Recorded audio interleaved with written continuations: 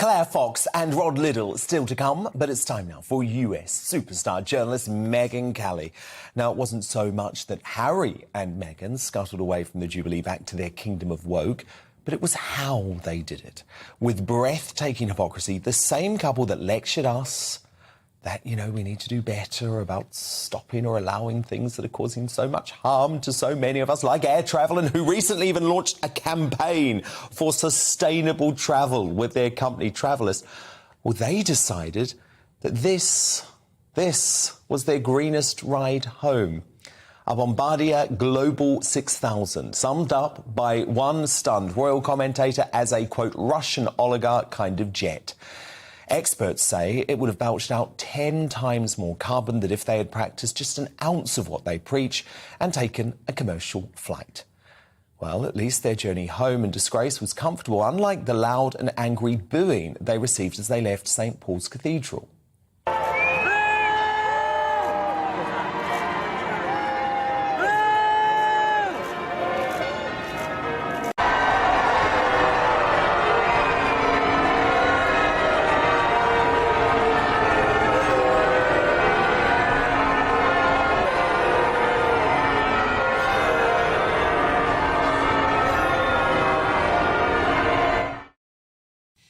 Megyn Kelly, there's a lot of reason to boo Harry and Meghan, right? When they're telling us...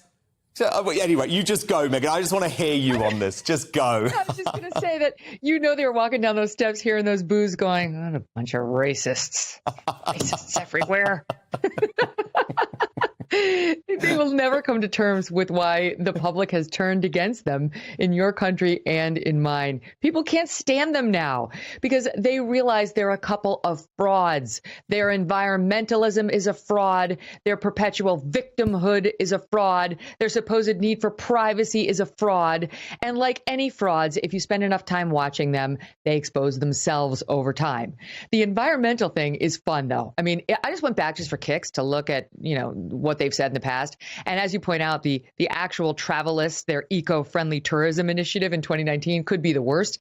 But she's been touting this since 2016 when she had her blog that nobody read. It's important that we never forget the well-being of our good old Mama Earth.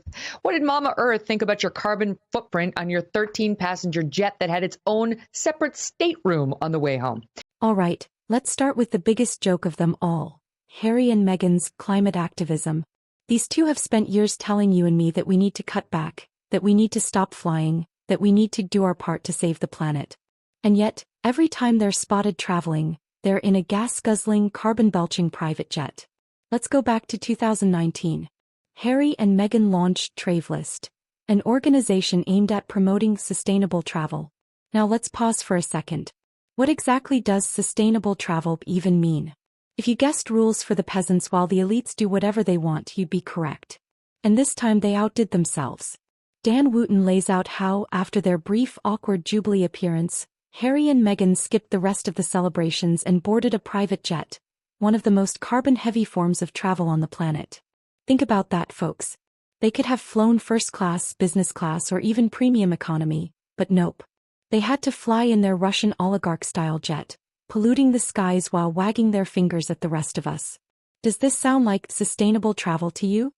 Now, Dan, I will tell you, back in the Fox News days when we would go and do presidential debates or what have you, sometimes they would get private jets for you so you could get there and then you'd have to get back home to the studio, whatever.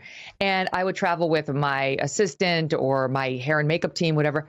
We had like a little jet that had like 6 little seats. We'd be in there like, I'd much rather be in a commercial airplane. It's scary. What do they need a 13-passenger jet for? Because they think they're important and they want the accoutrement to match. What do they need a $16 million mansion in Montecito for? Because they think they're important. They're royals. They're Sussex royal, and they want the surrounding environment to match. This is the same couple that made you and all of your viewers pay $50,000 for an environmentally friendly boiler when they moved into Frogmore Cottage, which the British taxpayers paid for. And they made you, the British people pay for their vegan paints for their cottage because they think you should pay for them to live in an environmentally friendly way, while they then skulk off in their private jet, creating a bigger carbon footprint than the average British citizen can ever hope to create in one's life. Yeah. Point two, he has said it in the past, well, we offset it all. This is what they all say, all these environmental frauds. We offset it. And what that basically means is I paid some company enough money to plant enough trees to cover my carbon footprint, to cover the cost to the environment of this jet. That's a fraud. All right. Most environmental groups will tell you that whole thing is a bunch of nonsense. Half these forests don't even exist. By the way, that happened to the Vatican, so it absolutely could have happened to these two. And I don't believe it in the first place. It's all just a shell game. They don't need to travel like that. Leonardo DiCaprio took a commercial airliner to go to the environmental summit not long ago. These two can get on a commercial airline and sit in first class where they will shepherd them on before anybody gets on, and they will shepherd them off before anybody gets off and be perfectly safe. It's about their egos. Now let's talk about why people on both sides of the Atlantic are finally waking up to Meghan and Harry's nonsense. Megyn Kelly says it best.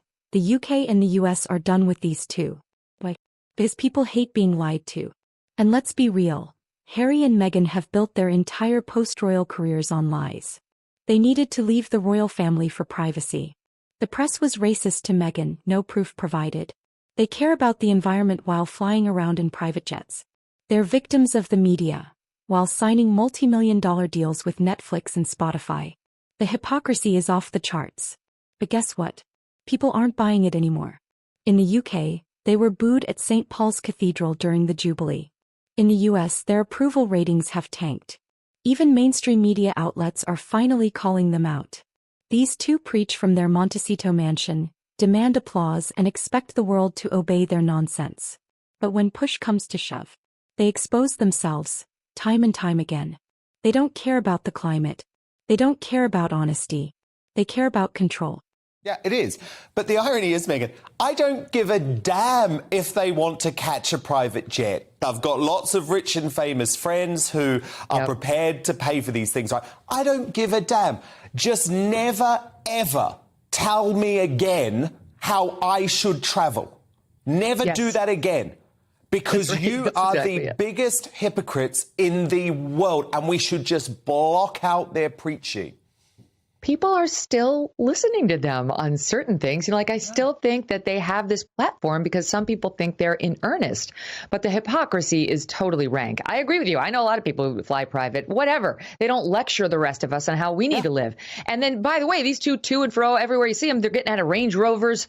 They're living in this huge mansion, which is not exactly environmentally friendly. So please just spare me. Maybe you should pick a different issue, right? Like pick one that's not as in your face where you're not sincere on it. But like I said at the top, Dan, look at them with their request for privacy. We really don't want to be in the news. But could you pose for a picture with our little baby, Queen Elizabeth? That'd be so great. We could get it on Netflix. Thanks so much. Right? What did you make of that, Megyn? It was crazy. And then, by the way, did you see as well, Kate and William put out a cute picture of their Prince Louis, who'd stolen all of the attention at the Platinum Jubilee.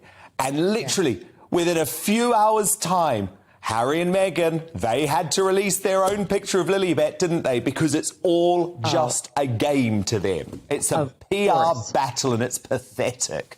Now let's talk about the real reason Harry and Meghan want to keep up this charade. Money and status.